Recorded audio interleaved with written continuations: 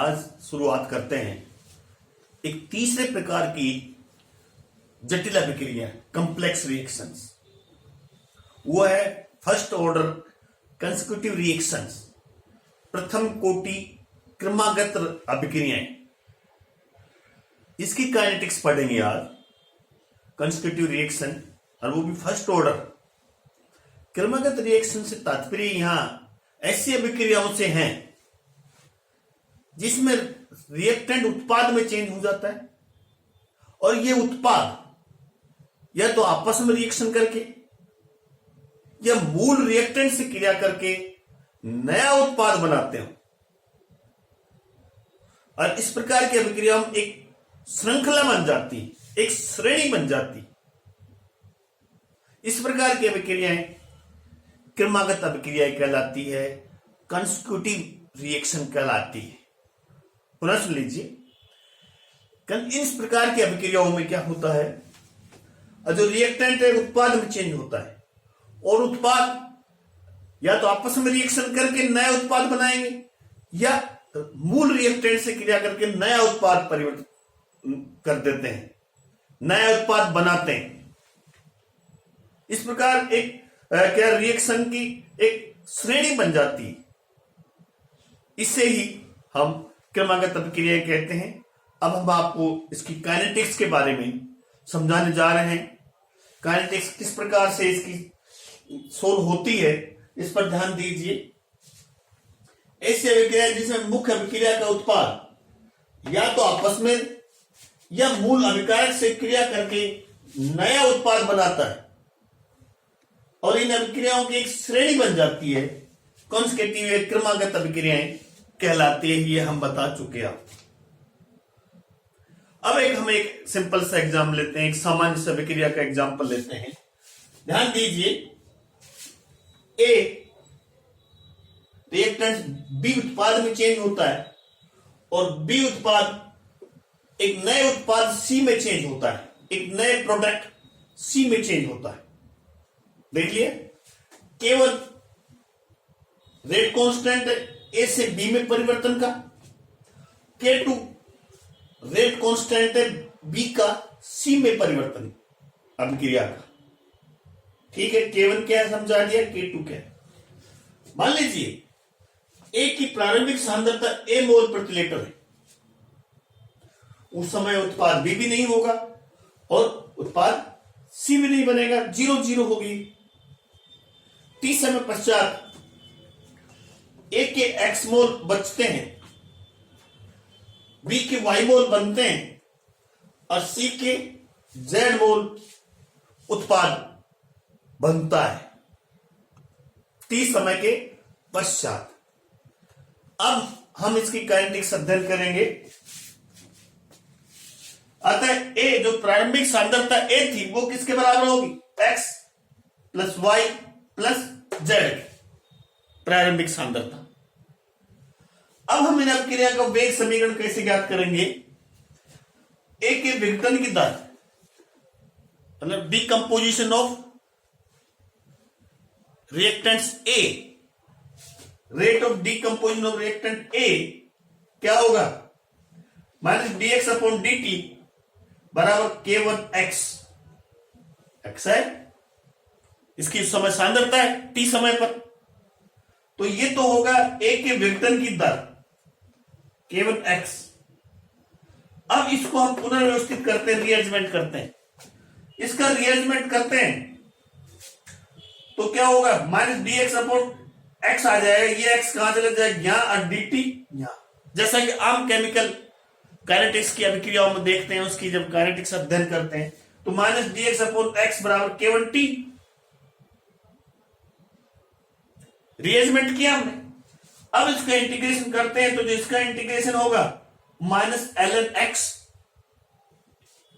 बराबर K1t dt का t integration plus i यहां क्या है, इंटीग्रेशन कांस्टेंट, समाकलन स्थिरांक है, यहां i। अब मान लीजिए जब t बराबर 0 है, प्रारंभ में t बराबर 0 है तो x क्या था, x बराबर a हो। जब t बराबर 0 है तो x जो a की सांद्रता बची है वो उसकी प्रारंभिक सांद्रता a के बराबर होगी।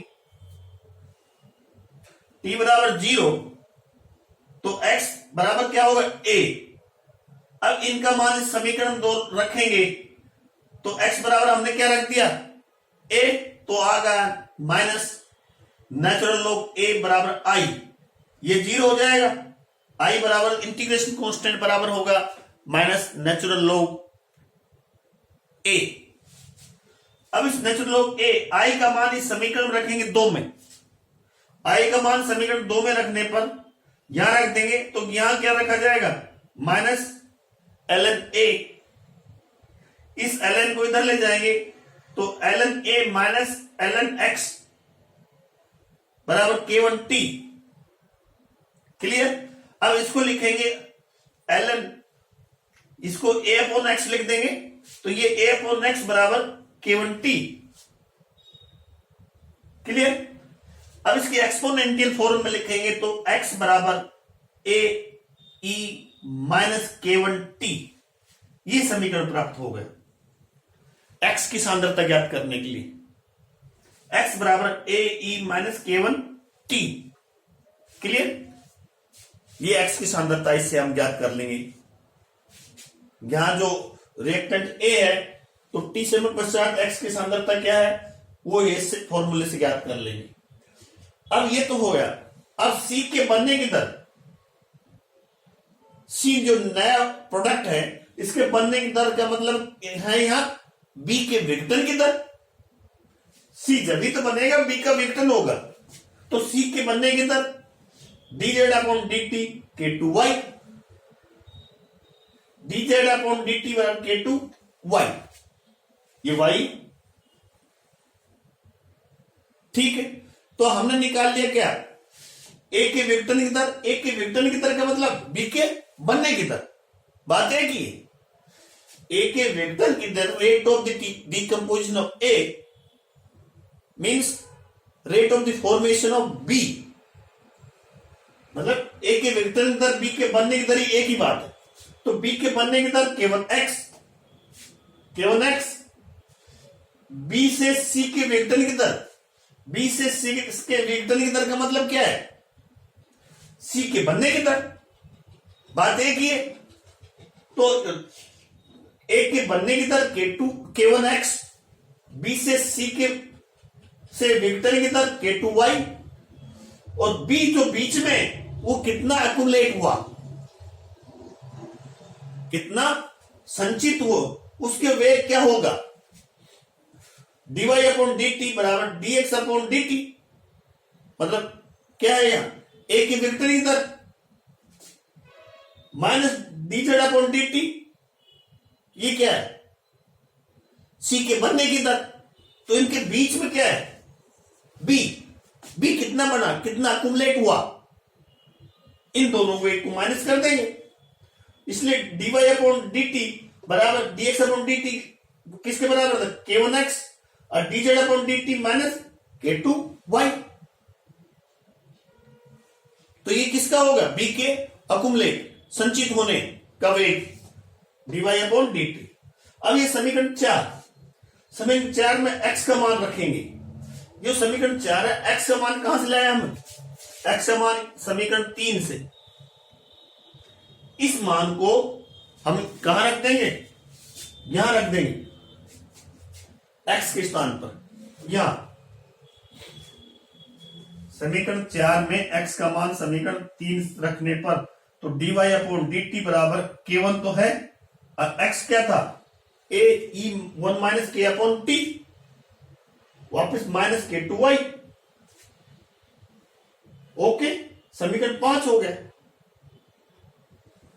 समीकरण 5 प्रथम कोटि अवकलित रेखीय समीकरण। ये क्या है, समीकरण 5 फर्स्ट ऑर्डर लीनियर इक्वेशन है, first order differential linear equation है, first order linear differential equation है, अवकलित समीकरण है, जिसका हम यदि समाधान करें मैथमेटिकली, इसका समाधान बहुत लंबा है, लेकिन हम यहां एक संक्षिप्त रूप से यहां लिख देते हैं और जो इसका समाधान करेंगे, इसका सॉल्यूशन करेंगे, तो क्या आएगा हमारे पास? y बराबर ए ई माइनस के टू टी बड़ा कोष्टक K1 E K2 minus K1 T upon K2 minus K1 minus K1 upon K2 minus K1। किसका समाधान है? ये इसका समाधान है, इसका सॉल्यूशन है मैथमेटिकली। गणित रूप से यदि निकालेंगे तो बहुत कई पेज भरेंगे इसमें, तो हमने सीधा ही लिख दिया y बराबर दिस। इसका वो समाधान करेंगे तो y बराबर K1A upon K2 minus K2 minus K1 बड़ा कोष्टक E K2T E K2T E minus K1T minus E1 minus K2T। ये इसका समाधान हो गया, सॉल्यूशन हो गया मैथमेटिकली। हम ये किससे काट सकते हैं? K2 से, ये माइनस है ये प्लस है, K2 से K2 काट सकते हैं, तो शेष राशि क्या बची? K1A K2 minus K1 K1A K2 minus K1। Okay, और शेष ये बचा exponent minus K1T minus E minus K2T। ये सारी राशि बची। क्लियर? अब हम वापस इस पर जाते हैं। a बराबर क्या था? x y और z था, तो z बराबर क्या हो गया? हमने x का मान ज्ञात कर लिया समीकरण 3 से, y का मान समीकरण 6 से। अब हम z ये सांद्रता ज्ञात करना चाहते हैं। c की सांद्रता z को कैसे ज्ञात करेंगे? a की सांद्रता x को ज्ञात कर चुके हैं, b की सांद्रता y को ज्ञात कर चुके हैं। अब z की सांद्रता को हम इस प्रकार से ज्ञात करते हैं, a minus x minus y घटा देंगे।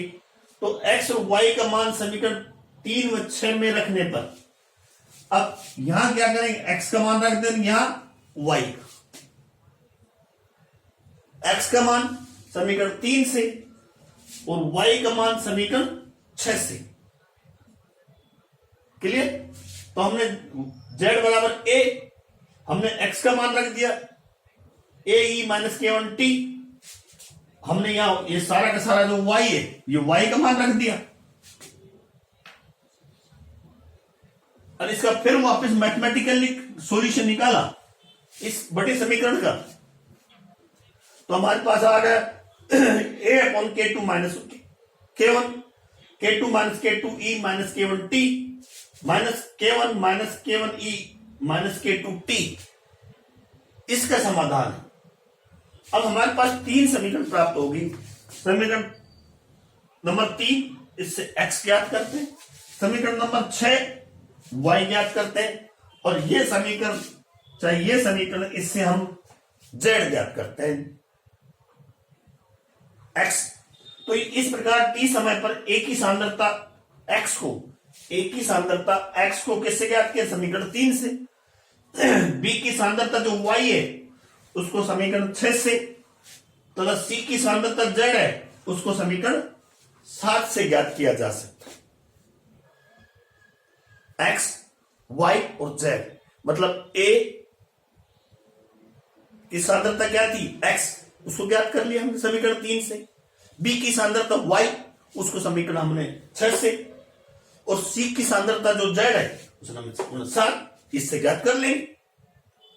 इस प्रकार से ये प्रथम कोटि क्रमागत अभिक्रिया की काइनेटिक्स आपको हमने समझाई, किस प्रकार से हम इसका रेट इक्वेशन निकालते हैं। x का निकाला, y का निकाला और z का निकाला। अब इस प्रकार की अभिक्रिया कौन कौन सी होती है उसका हम एक एग्जांपल लेकर समझाएंगे। एसीटोन किसमें चेंज हो रहा है? यहाँ कीटेन में चेंज हो रहा है, CH2CCO CH4। ये कीटीन C2H4 हाफ C2H4 बराबर CO में चेंज होता है। तो ये हो गया ना लगातार क्रमागत अभिक्रिया, इससे ये बनता है, इससे ये बनता है। ये कंसेक्यूटिव रिएक्शन, ये एग्जांपल है कंसेक्यूटिव रिएक्शन का, क्रमागत अभिक्रिया। इस प्रकार से ये कॉम्प्लेक्स रिएक्शन थी क्रमागत अभिक्रियाएं, और उसकी काइनेटिक्स क्या होती है, वो हमने अलग अलग इसके लिए रेट इक्वेशन निकाला, वेग समीकरण निकाला और आपको ये समझा है। तो हमने कॉम्प्लेक्स रिएक्शन पढ़ाई 3 पढ़ा चुके हैं, पैरेलल और साइड रिएक्शन पढ़ा चुके हैं, अब और अपोजिशन रिएक्शन पढ़ा चुके हैं और एक कंस्ट्रक्टिव रिएक्शन पढ़ा चुके हैं। तो तीनों कॉम्प्लेक्स रिएक्शन की गति का अध्ययन हमने किया है। आप YouTube चैनल पर जाकर स्टैटिस्टिक्स विद रामानंद यादव को शेयर कीजिए, लाइक कीजिए और कमेंट्स कीजिए। Thank you very much.